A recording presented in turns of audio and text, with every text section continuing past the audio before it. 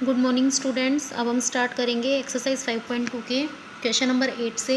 Question number 8 देखिए क्या दिया गया है। In the adjoining figure that is a rectangle. ये आपके पास एक रेक्टेंगल दिया गया है whose diagonals intersect at O, जिसके डायगनल्स ओ पॉइंट पर इंटरसेक्ट करते हैं। If O A is equal to 3x, O A 3x दिया गया है, O D is equal to 2x plus 5 in centimetre, find the length of the diagonals. आपको diagonals की length बतानी है। तो देखिए हमें पता है कि जो रेक्टेंगल के जो डायगनल्स होते हैं वो बाइसेक्ट करते हैं, मतलब टू इक्वल पार्ट्स में डिवाइड करते हैं। तो 2x प्लस 5, ये ओ डी 2x प्लस 5 है तो ओ टी भी 2x प्लस 5 होगा। ओ ए अगर 3x है तो ओ ई भी 3x होगा। तो इसका मतलब हम ये कह सकते हैं कि जो डी टी है वो इस 2x प्लस 5 का डबल होगा, और जो हमारे पास ए ई है वो इस ओ ए का डबल होगा। तो हम यहाँ पर इसी तरीके से करेंगे। देखिए हमने लिखा डेट इज़ अ रेक्टेंगल, ओ ए आपको 3x दिया गया है, ओ डी आपको 2x प्लस 5 सेंटीमीटर दिया गया है। हमें पता है we know that the diagonals of the rectangle bisect each other. जो डायगनल्स होते हैं वो बाइसेक्ट करते हैं। तो जो आपके पास डी टी होगा, डायगनल डी टी होगा, वो इस 2x प्लस 5 का डबल होगा या ओ डी का डबल होगा। तो हमने लिखा diagonal D T is equal to double of O D. तो ओ डी है आपके पास 2x प्लस 5, इसका डबल क्या हो जाएगा, टू मल्टीप्लाई टू 4x, 2 5 ज़ा 10, तो ये हो जाएगा 4x plus 10 centimetre. Same as it is जो ए ई डायगनल है वो ओ ए का डबल होगा। तो हमने लिखा diagonal A is equal to double of O A. अब ओ ए आपके पास है 3x, तो 3x का डबल आपके पास हो जाएगा 6x सेंटीमीटर। तो डायगनल ए ई आपके पास आ गया 6x। अब हमें एक बात और भी पता है कि जो रेक्टेंगल के डायगनल्स होते हैं वो क्या होते हैं, इक्वल होते हैं। तो मतलब जो डायगनल डी टी होगा वो डायगनल ए ई के इक्वल आएगा। तो डायगनल डी टी है 4x प्लस 10, डायगनल ए ई है आपके पास 6x, दोनों आपस में इक्वल। ये 4x आपके पास राइट हैंड साइड में चला गया तो ये माइनस का हो गया, 6x minus 4x is equal to 10। तो ये आपके पास हो जाएगा 2x is equal to 10। x की वैल्यू आ जाएगी 10/2, x की वैल्यू कितनी आ जाएगी 5। अब हमें डायगनल फाइंड आउट करना है, तो हम सबसे पहले diagonal D T find out करेंगे, फिर डायगनल ए ई फाइंड आउट करेंगे। डायगनल डी टी कितना है 4x प्लस 10, और डायगनल ए ई है 6x। तो हमने लिखा यहाँ पर 4x प्लस 10, यहाँ लिखा 6x। x की जगह हम 5 पुट कर देते हैं, तो 4 मल्टीप्लाई 5 20 प्लस 10 30 सेंटीमीटर, और 6x में x की जगह 5 पुट करेंगे तो 6 multiply 5 is equal to 30 centimetre. तो ये हमारा हो जाएगा क्वेश्चन नंबर 8। नेक्स्ट है आपके पास क्वेश्चन नंबर 9। क्वेश्चन 9 में इन the adjacent figure P Q R S is a square. ये जो पी क्यू आर एस है ये एक स्क्वेयर दिया हुआ है। Show that angle O P Q is equal to 45 degree. जो एंगल ओ पी क्यू बनेगा ये 45 डिग्री का बनेगा, ये वाला एंगल, ऐसा हमें प्रूव करना है। तो देखिए हम कैसे प्रूव करेंगे। हमने यहाँ पर एक स्क्वेयर हमने बना लिया P Q R S. Angle P is equal to angle Q, angle R और एंगल S। आपको पता है कि स्क्वायर के जो सारे एंगल 90 डिग्री के होते हैं, तो P Q R S ये सारे एंगल 90 डिग्री के इक्वल आ जाएंगे। हमें ये बात भी पता है कि जो डायगनल्स होते हैं वो बाइसेक्ट करते हैं और डायगनल्स इक्वल भी होते हैं। तो हमने लिखा we know that the diagonal of a square are equal and diagonals of a square bisect each other. जो डायगनल्स होते हैं वो इक्वल भी होते हैं और डायगनल्स एक दूसरे को बाइसेक्ट भी करते हैं। तो डायगनल्स क्योंकि इक्वल होते हैं तो हमने लिखा P R is equal to S Q. P R diagonal S Q diagonal के इक्वल होगा। तो दोनों का हाफ कर देते हैं, पी आर और एस क्यू का। हाफ ऑफ पी आर कर दिया, हाफ ऑफ एस क्यू कर दिया। तो हाफ ऑफ पी आर आपके पास किसके इक्वल होगा, हाफ ऑफ पी आर, क्योंकि जो ये दोनों डायगनल ये बाइसेक्ट करते हैं तो मतलब ये पार्ट इसके इक्वल है और ये पार्ट इसके इक्वल है। तो जो ओ पी है वो ओ आर पी आर का हाफ हो सकता है। तो पी आर का हाफ हमने किसको लिख दिया, ओ पी को लिख दिया। Same as it is O Q जो है वो एस क्यू का हाफ हो सकता है, तो हमने एस क्यू का हाफ लिख दिया ओ क्यू को। तो ओ पी ओ क्यू के इक्वल आ गया।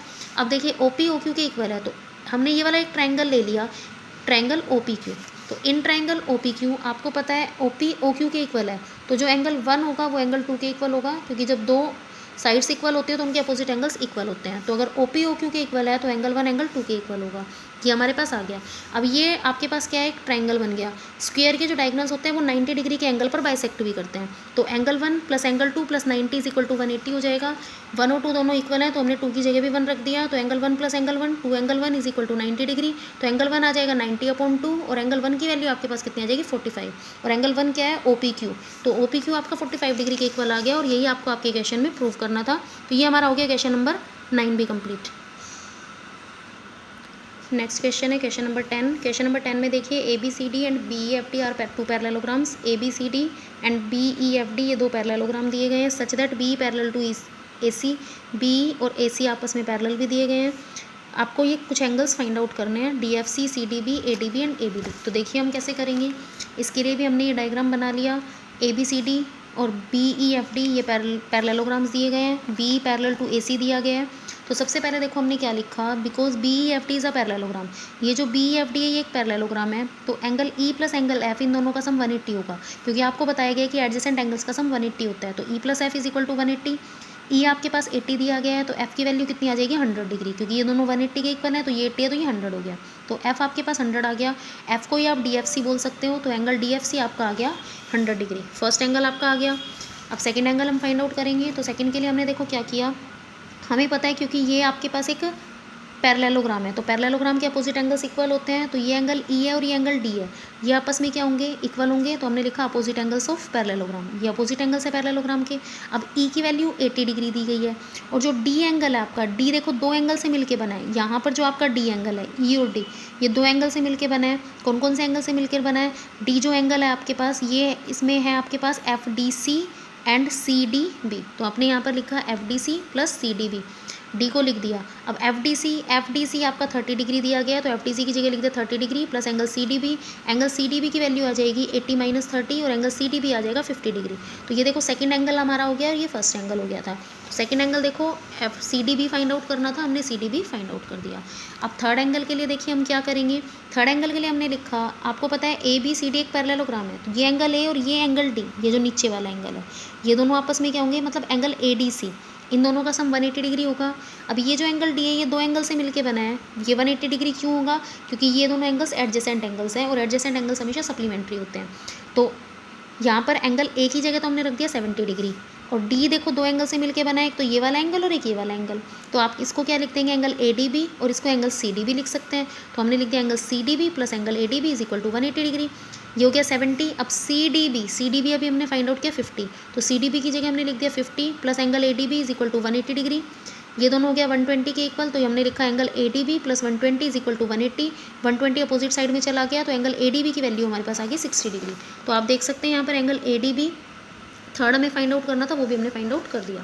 फोर्थ एंगल बच गया angle A B D, fourth angle हमारे पास बच गया ए बी डी, वो हम कैसे फाइंड आउट करेंगे, देखो ए डी बी अभी हमने फाइंड आउट किया, ए डी बी हमारा आया 60 डिग्री, तो ये एंगल आपका आ गया 60 डिग्री। अब हम इस ट्रायंगल को अगर लेकर चलें, तो ट्रायंगल के दो एंगल दिए गए, हम थर्ड एंगल फाइंड आउट कर सकते हैं। तो हमने लिखा in triangle A D B, angle A plus angle A D B plus angle A B D is equal to 180 degree, तो 70। अब एंगल ए डी बी आपका किसके इक्वल है, 60 के इक्वल है, तो हमने लिख दिया 60, ये आपने अभी फाइंड आउट किया था, plus A B D is equal to 180 degree, 70 plus 60 आपके पास हो जाएगा 130, plus A B D is equal to 180, angle A B D आ जाएगा 180 माइनस 130, तो एंगल ए बी डी की वैल्यू हो जाएगी 50 डिग्री। तो फोर्थ एंगल जो हमें फाइंड आउट करना था, वो भी हमने क्या कर दिया, फाइंड आउट कर दिया। तो हमने फर्स्ट एंगल, सेकंड एंगल, ये हमारे पास हो गया थर्ड एंगल, और ये हमारे पास हो गया फोर्थ एंगल, हमने चारों एंगल फाइंड आउट कर दिए। तो क्वेश्चन 10 भी कंप्लीट। नेक्स्ट देखिए question number 11, the sides of a rhombus measures 10 centimetre and one diagonal measures 12 centimetre, find the length of the other diagonal. आपको रोम्बस की साइड्स दी गई हैं, मान लो ये हमने ए बी सी डी कोई रोम्बस ले लिया, इस रोम्बस की आपको पता है सारी साइड्स इक्वल होती हैं, और जो रोम्बस की साइड्स है आपके पास, ये सभी साइड्स आपको दी गई है 10 centimetre 10 centimetre 10 centimetre and 10 centimetre, ये सारी की सारी साइड्स आपको 10 सेंटीमीटर दी गई है। वन डायगोनल मेजर्स 12 सेंटीमीटर, हमें एक डायगोनल 12 सेंटीमीटर दिया गया, हमने मान लिया कि जो बी डी डायगोनल है ये हमें कितना दिया गया, 12 सेंटीमीटर दिया गया है। तो हमने लिखा A B C D is a rhombus, A B B C C D D A सारी साइड 10 सेंटीमीटर के इक्वल है, डायगोनल बी डी हमने ले लिया 12 सेंटीमीटर। आपको इसमें फाइंड आउट क्या करना है, find the length of the other diagonal, दूसरा डायगोनल फाइंड आउट करना है। तो देखो दूसरा डायगोनल है ए सी, हम ए सी को कैसे फाइंड आउट करेंगे, ए सी फाइंड आउट करने के लिए हमने यहाँ पर क्या लिखा, हमें पता है जो रोम्बस के डायगोनल्स होते हैं वो बाइसेक्ट करते हैं ईच अदर को राइट एंगल्स पर, एक दूसरे को राइट एंगल पर बाइसेक्ट करते हैं। तो हमने लिखा diagonal A C and B D bisect each other at point O and at right angles, O point पर भी राइट एंगल पर बाइसेक्ट कर रहे हैं। तो ये सारे के सारे एंगल जो होंगे वो 90 डिग्री के होंगे, ओ ए ओ सी के इक्वल होगा और ओ बी ओ डी के इक्वल होगा, क्योंकि बाइसेक्ट का मतलब होता है ये दोनों parts equal, O B O D के इक्वल। और आपके पास ये जो एंगल बनेंगे, angle A O B, B O C, C O D and D O A, ये चारों एंगल कितने डिग्री के बनेंगे, 90 डिग्री के बनेंगे। अब आप देखिए ये एंगल 90 डिग्री का बन रहा है, तो ये आप अगर एक ट्रायंगल लेकर चलते हैं, triangle A O B, triangle A O B में angle A O B 90 degree का बन रहा है, तो कोई भी ऐसा ट्रायंगल जिसमें एक एंगल 90 डिग्री का होता है उसे आप राइट ट्रायंगल बोलते हैं, और राइट ट्रायंगल में हम पाइथागोरस थ्योरम का यूज़ कर सकते हैं। तो हमने यहाँ पर क्या किया, क्योंकि ए ओ बी ट्रायंगल में angle A O B 90 degree के इक्वल है, तो हमने यहाँ पर यूज़ कर दिया पाइथागोरस थ्योरम। तो हम यहाँ पर लिख सकते हैं यूजिंग पाइथागोरस थ्योरम, आप यहाँ पर पाइथागोरस थ्योरम का यूज़ कर सकते हैं। तो पाइथागोरस थ्योरम का यूज़ करने पर आपको पता है पाइथागोरस थ्योरम क्या होती है, हाइपोटेन्यूज का square is equal to base square plus perpendicular square. तो हाइपोटेन्यूज जो 90 डिग्री के एंगल के सामने वाली साइड होगी, तो ए बी हाइपोटेन्यूज हो गया, तो हाइपोटेन्यूज का स्क्वायर ए बी का square is equal to base. Base आप ओ ए को ले लेते हैं तो ओ ए का स्क्वायर, और परपेंडिकुलर ले लिया ओ बी तो ओ बी का स्क्वायर। अब ए बी आपके पास 10 सेंटीमीटर दिया गया है। ओ ए सी डायगनल आपके पास नहीं दिया गया, तो आपके पास ओ ए भी नहीं है, तो आपने ओ ए को एज इट इज़ लिख दिया। अब ओ बी जो डायगनल होगा उसको आप, ओ बी जो साइड है आपके पास उसको आप कैसे फाइंड आउट कर सकते हैं, तो देखो ओ बी और ओ डी ये आपस में इक्वल होंगे, तो ये कंप्लीट 12 है, तो ये दोनों 6 हो गए, तो ओ बी की जगह आप 6 का स्क्वायर लिख सकते हैं, तो ये हो गया 10 का स्क्वायर हो गया 100, ओ ए का स्क्वायर प्लस 6 का स्क्वायर हो गया 36, तो 100 36 सब्ट्रैक्ट कर देंगे, 100 minus 36 is equal to O A का स्क्वायर, 100 माइनस 36 हो जाएगा 64 is equal to O A square, O A की वैल्यू आ जाएगी √64 और ओ ए आपके पास आ गया 8 सेंटीमीटर। तो जो ओ ए है आपके पास ये कितना आ गया 8 सेंटीमीटर। ओ ए अगर 8 सेंटीमीटर आ गया तो ए सी कितना होगा, ओ ए का डबल हो जाएगा, तो length of the other diagonal A C वो डबल ऑफ ओ ए हो जाएगा, और ओ ए का डबल कितना हो जाएगा 2 × 8, मतलब 8 का डबल कितना होता है 16, तो जो length of the other diagonal आ जाएगी वो आ जाएगी 16। तो ये हमारा हो गया क्वेश्चन नंबर 11 भी कंप्लीट। नेक्स्ट देखिए question number 12, in the adjacent figure M N O P is a parallelogram. इस फिगर में ये जो एम एन ओ पी आपको दिखाई दे रहा है ये एक पैरेललोग्राम दिया गया है, and P Q is perpendicular to O M. जो पी क्यू है ये ओ एम पर परपेंडिकुलर है, तो मतलब ये एंगल 90 डिग्री का बन रहा है। फाइंड एंगल 1 और 2, तो आपको यहाँ पर 1 और 2 एंगल फाइंड आउट करने हैं। 1 और 2 ये रहा 1 और ये आपका रहा 2। तो देखिए कैसे फाइंड आउट करेंगे, हमने ये डायग्राम बना लिया, 1 और 2 फाइंड आउट करने हैं। M N O P is a parallelogram, अगर M N O P parallelogram है तो देखो एंगल 2 और एंगल 50 ये दोनों इक्वल होंगे आपस में। 1 को हम कैसे फाइंड आउट करेंगे, इन तीनों का सम 180 होगा, और 2 के लिए हम क्या करेंगे, इन दोनों को इक्वल कर देते हैं क्योंकि अल्टरनेट इंटीरियर एंगल होंगे। देखो ये दोनों लाइन आपस में पैरेलल है, ये अगर ट्रांसवर्सल है तो ये 50 और ये 2, तो 2 और 50 आपस में क्या हो गए, इक्वल हो गए, because these are alternate interior angles. तो 2 की वैल्यू आ गई हमारे पास। 1 की वैल्यू के लिए हम क्या करेंगे, एम पी क्यू ट्राइंगल में इन तीनों का सम 180 होगा, 1 50 और ये 90 है, तो हमने लिखा 1 50 एंड 90 इज इक्वल टू 180, तो 1 + 50 + 90 हो जाएगा 140 इज इक्वल टू 180, तो 1 की वैल्यू हो जाएगी 180 माइनस 140, और 1 एंगल की वैल्यू हो जाएगी 40 डिग्री। तो एंगल 1 हमने फाइंड आउट कर दिया 40 डिग्री, एंगल 2 आ गया 50 डिग्री। तो ये हमारा हो गया क्वेश्चन नंबर 12 भी कंप्लीट। नेक्स्ट देखिए क्वेश्चन नंबर 13। क्वेश्चन नंबर 13 है, one of the diagonals of a rhombus is equal to one of its sides. Rhombus का जो एक डायगोनल है वो उसकी साइड्स के इक्वल है, वन ऑफ इट्स साइड्स के इक्वल है, find the angles of the rhombus. Rhombus के आपको एंगल्स फाइंड आउट करते हैं। तो हमने यहाँ पर देखो एक रोम्बस ले लिया ए बी सी डी, ये एक रोम्बस हो गया। अब रोम्बस में चारों साइड्स इक्वल होती हैं, और रोम्बस का कोई भी एक डायगोनल उन साइड्स के इक्वल भी दिया गया है। तो हमने बी डी डायगोनल को मान लिया कि वो इन साइड्स के इक्वल है, तो एक साइड के इक्वल है तो वो चारों ही साइड्स के इक्वल है। तो हम ये कह सकते हैं ये A B C C D D A और डी बी ये सारे आपस में क्या हो गए, इक्वल हो गए। तो हमने लिखा let A B C D is a rhombus, A B C D को एक रोम्बस लिया। Let diagonal B D is equal to the sides of the rhombus, ये जो बी डी है ये डायगोनल इन साइड्स के इक्वल होगा, मतलब कौन सी साइड्स के इक्वल हो गया, ए बी के भी इक्वल हो गया, ए डी के भी इक्वल हो गया, बी सी के भी इक्वल हो गया, डी सी के भी इक्वल हो गया। तो इसका मीनिंग हो गया A B A D B D, A B A D B D ये तीनों भी इक्वल है आपस में। तो ए बी डी एक इक्विलेटरल ट्राइंगल बन गया, और इक्विलेटरल ट्राइंगल के सभी एंगल्स कितने डिग्री के होते हैं, 60 डिग्री के होते हैं। तो एंगल ए 60 हो गया, एंगल 3 60 हो गया, एंगल 1 60 हो गया, तो ये हमने लिख दिया। अब 60 है तो ये वाला जो ट्राइंगल होगा ये भी एक इक्विलेटरल ट्राइंगल बनेगा क्योंकि इसकी भी तीनों साइड्स इक्वल हैं। तो एंगल सी, एंगल 2 और एंगल 4 इनका सम भी 60 डिग्री होगा। अब एंगल डी जो है आपको रोम्बस के रोम्बस के एंगल्स बताने हैं। तो रोम्बस में एंगल्स कौन कौन से हैं, ए सी बी डी। ए की वैल्यू तो कितनी है आपके पास 60, एंगल सी की वैल्यू भी है 60, तो एंगल डी और बी की और फाइंड आउट कर देते हैं। डी के लिए हम क्या करेंगे 1 + 2, और बी के लिए हम कर देंगे 3 + 4। तो डी के लिए हमने किया 1 + 2, बी के लिए किया 3 + 4। अब 1 की वैल्यू भी 60, 2 की वैल्यू भी 60, 3 की वैल्यू भी 60, 4 की वैल्यू भी 60। तो डी एंगल टोटल कितना आ गया 1 + 2, 60 + 60 120। बी एंगल हमारे पास आ गया 3 + 4, 60 + 60 120। तो देखो A angle 60, B angle 120, C angle 60 और डी एंगल 120। तो ये सारे एंगल्स हमने फाइंड आउट कर दिए रोम्बस के। तो क्वेश्चन नंबर 13 भी हमारा हो गया। क्वेश्चन नंबर 14 लास्ट क्वेश्चन है, in the adjoining figure A B C D is a rectangle. इस फिगर में ए बी सी डी एक रेक्टेंगल दिया गया है। B M and D N are perpendiculars from B and D respectively on A C. B M and D N ये दोनों perpendiculars हैं from B and D to A C पर perpendiculars हैं। तो मतलब ये एंगल 90 डिग्री का बन रहा है आपका, ये एंगल 90 डिग्री का बन रहा है। Prove that triangle B M C congruent triangle D N A and B M is equal to D N. आपको बी एम सी ये जो ट्राइंगल आपका बन रहा है इधर, और डी एन ए ये ट्राइंगल, इन दोनों को कॉन्ग्रुएंट करना है, और कॉन्ग्रुएंट के बाद आप B M is equal to D N करना है। तो कॉन्ग्रुएंसी में हम क्या करते हैं, हमारे पास रूल्स होते हैं, हम रूल्स के अकॉर्डिंग कॉन्ग्रुएंट कर देते हैं। तो देखिए हम कैसे करेंगे इसको कॉन्ग्रुएंट।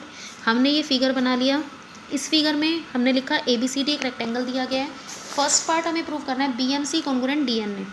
BMC ये जो ट्रायंगल है कॉन्ग्रुएंट DN है, इस ट्रायंगल के कॉन्ग्रुएंट है। कैसे करेंगे, हमें कम से कम 3 सिचुएशन ऐसी चाहिए होती हैं, 3 कंडीशन हमें ऐसी चाहिए होती हैं जिनके बेस पर हम इनको कॉन्ग्रुएंट कर सकें। तो देखो हमने फर्स्ट कंडीशन क्या ली, BC is equal to DA, ये दोनों साइड इक्वल है। क्यों इक्वल है, क्योंकि ये एक रेक्टेंगल है और रेक्टेंगल में अपोजिट साइड इक्वल होती हैं, तो BC DA के इक्वल हो गई। सेकंड हमने ले लिया angle DNA is equal to angle BMC, ये दोनों एंगल 90 डिग्री के बनेंगे, ये वाला एंगल और ये वाला एंगल। तो हमने लिखा angle DNA is equal to angle BMC, DNA and BMC दोनों एंगल 90 डिग्री के इक्वल हो गए। थर्ड कंडीशन हमने ले ली angle 1 is equal to angle 2, 1 और 2 ये दोनों एंगल्स आपस में इक्वल हो गए because this are alternate interior angles, क्योंकि ये दोनों लाइंस पैरेलल हैं, तो ये 1 और 2 आपस में इक्वल हो गए अल्टरनेट इंटीरियर एंगल से। तो 3 कंडीशन हमें मिल गई। अब 3 कंडीशन मिलते हैं, हम रूल देखेंगे। देखो 2 एंगल इक्वल है और एक साइड इक्वल है, ये 2 एंगल इक्वल है और एक साइड इक्वल है, तो 2 एंगल और एक साइड से आपके पास रूल बन गया AAS रूल। तो बाय AAS रूल हमने दोनों ट्रायंगल्स को क्या कर दिया, कॉन्ग्रुएंट कर दिया। अब कॉन्ग्रुएंट हो गया तो आपको सेकंड पार्ट में प्रूव करना है BM is equal to DN, जो BM है वो आपका DN के इक्वल होगा। तो BM और DN, ये BM और DN कैसे इक्वल हो सकते हैं, ये आपके पास बाय CPCT प्रूव हो सकते हैं, corresponding parts of congruent triangle से। तो corresponding part of congruent triangles equal होते हैं, तो वहाँ से BM और DN भी इक्वल हो जाएंगे। तो हमने लिख दिया by CPCT BM is equal to DN। तो ये हमारा हो गया क्वेश्चन नंबर 14 भी कंप्लीट। तो अब हमारी हो गई एक्सरसाइज 5.2 के question number 8 to question number 14 complete.